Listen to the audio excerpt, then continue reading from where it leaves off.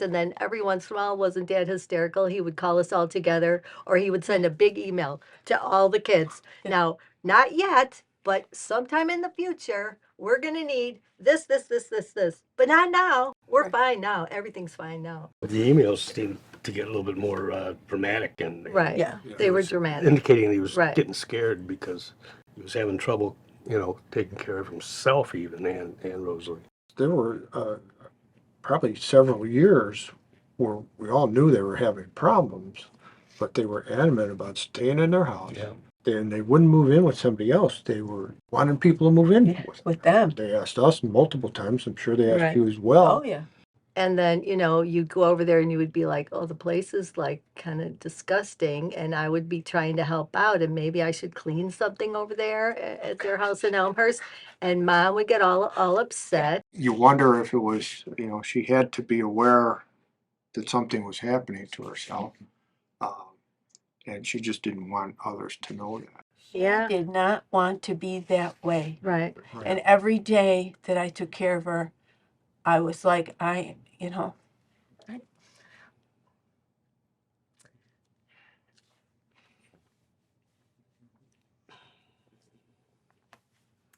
Yeah, it was very hard to watch. it's that just, happen in I front of your felt like eyes. saying, this should not be happening to you. Yeah.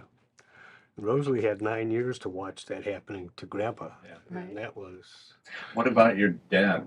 He was aware, obviously. He was aware, and he was kind of aware of himself. He just wanted to protect her. Yeah. He didn't want her to have to face something she didn't want to face. He would do everything he could to cover it up, to smooth it over, but yet always ask us, you'll be here for Rosalie, right?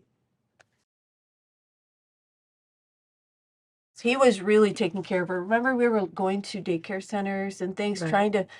because he never got a break. He always took her everywhere. Right. And the neighbor was going to a daycare center, and you and I went and Right. visited We that. went and checked it out. And it looked really nice, and they did a lot of singing. My mom loved to sing, and so we told Dad about it, and he never took her. No, he didn't. And then we'd also found like burned pans and food out. Like they'd go to a restaurant and they'd come home and they'd just leave it there. Oh, like the Maybe- leftovers sitting Yeah, there. right. Huh. And like if they ate know. that or burned the house down, or oh my God, we have to do something. They wanted someone to come and live with them. Yeah. Yeah. It was their will to stay in place. They wanted to stay in their home. Right. Right.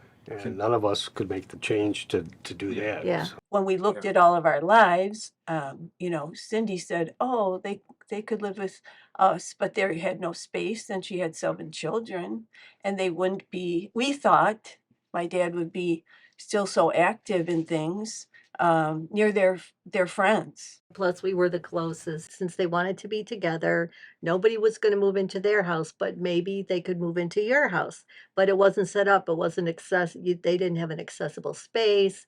We had You a- had the bedrooms were upstairs, Yeah. and They we couldn't- needed a big bedroom that was kind of a suite where they could also have a desk. And so you worked with an architect Yeah. and came up with the idea of building a bigger, like a little, not really a suite, but just a bedroom that would have an accessible bathroom right off the kitchen so they could be part of your family life. And that's kind of what we came up with.